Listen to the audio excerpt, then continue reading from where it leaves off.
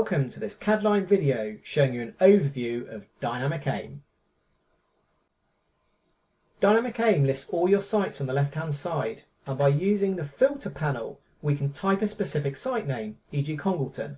Once the filter is ran, the list on the left will update.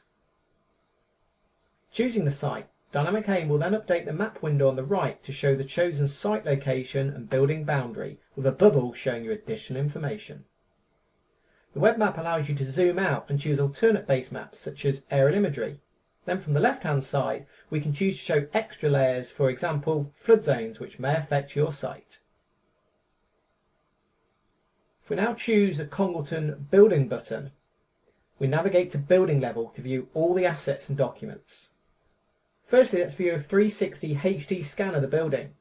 Choosing Dynamic View opens a scan into the left hand panel, where we can zoom into the scan and view the 360 imagery for this building.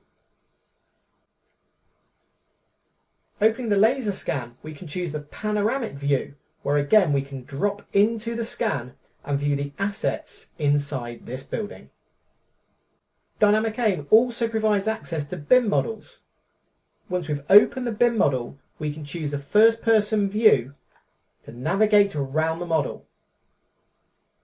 We can also choose assets within the model, and using the properties panel we can view additional attributes about each component or asset that we choose. Next, let's choose the Internet of Things folder to view real-time sensor data within our web browser. Here we can check on-site pressures and gauges without even leaving the office. DynamicAIM also allows you to view videos of your building. In this example, we've chosen to view a walkthrough of the plant room for this building. Next, we'll use the search tool to find any hot water pumps.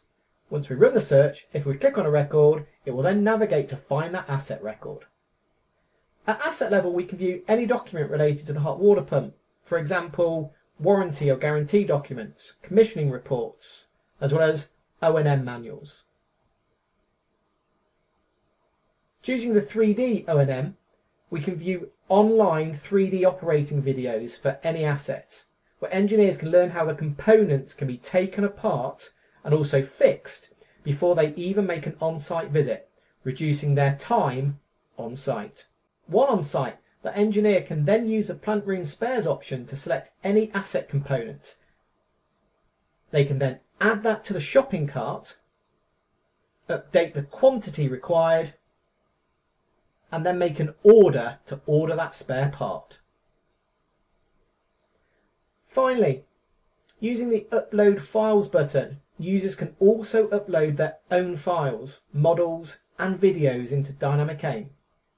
For example, a user can search for new images related to their asset, and once uploaded it will be available within the Images folder and also render to show on the left hand side for all other users.